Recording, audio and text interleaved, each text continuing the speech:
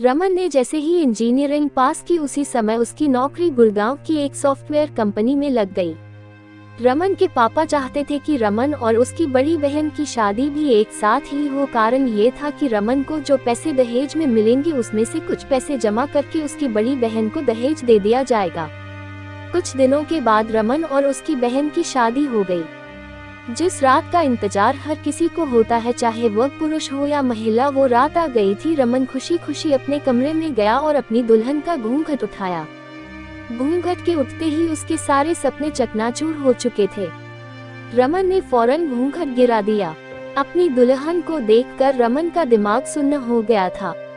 वह उसे अपने ख्वाबों की मल्लिका के बजाय किसी डरावनी फिल्म की नायिका लग रही थी।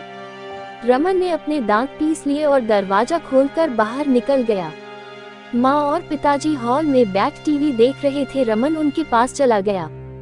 मेरे साथ आइए माँ, रमन माँ का हाथ पकड़कर बोला। हुआ क्या है? माँ उसके तेवर देखकर हैरान थी। पहले अंदर चलिए। रमन उनका हाथ पकड़कर उन्हें अपने कमरे में ले गया। ये दुल्हन पसंद की है आपने मेरे लिए? रमन ने दुल्हन का घूंघट झटके से उठाकर माँ से पूछा।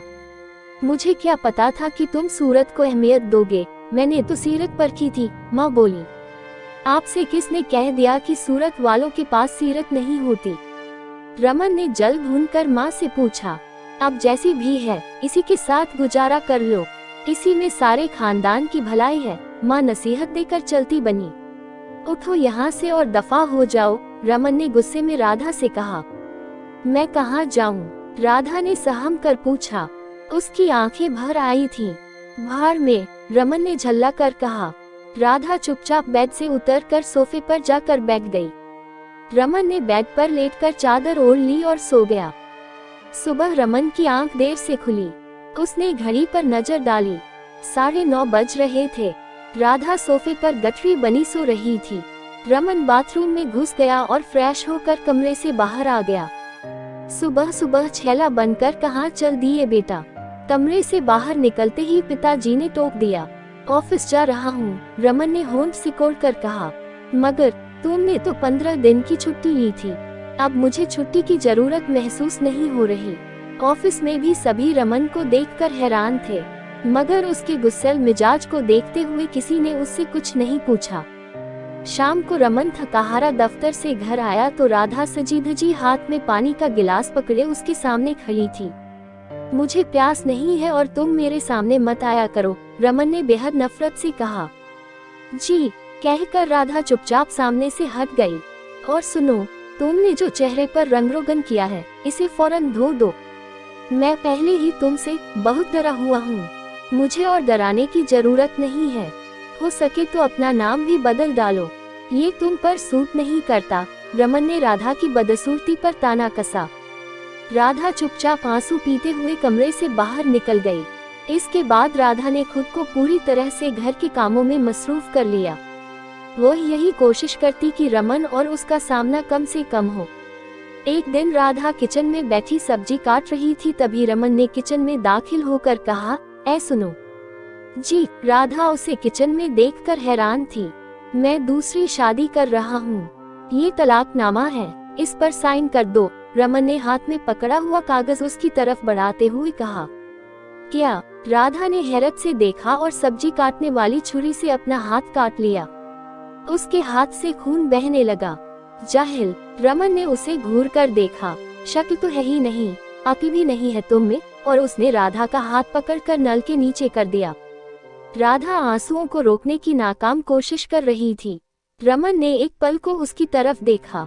आंखों में उतर आए आंसुओं को रोकने के लिए जल्दी जल्दी पलकें झपकाती हुई वह बड़ी मासूम नजर आ रही थी। रमन उसे गौर से देखने लगा। पहली बार वह उसे अच्छी लगी थी। वह उसका हाथ छोड़कर अपने कमरे में चला गया। बेड पर लेटकर वह देर तक उसी के बारे में सोचता रहा। आखिर इस लड़की का कसूर क्या है? सिर्फ इतना कि यह खूबसूरत नहीं है, लेकिन इसका दिल तो खूबसूरत है। पहली बार रमन को अपनी गलती का एहसास हुआ था।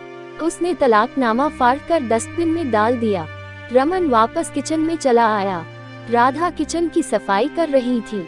छोड़ो ये सब और आओ मेरे साथ, रमन पहली बार राधा से बेहद प्यार से बोला।